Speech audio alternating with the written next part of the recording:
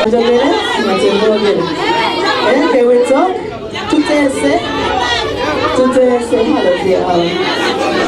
Kale kasokenzeko tutese. Wendako tutese. Nebale kubagira tuchenele for starters. Nebale kumpagira nange omuntu. But today I am really sick. And you know, Manyechi Numa, Omicron, which is COVID, right? Kati maski njizeko, kumanga sagala mudonga na mudonga dengaze. Njizeko, tunyumire siwechele, tunyumire. No one dare move.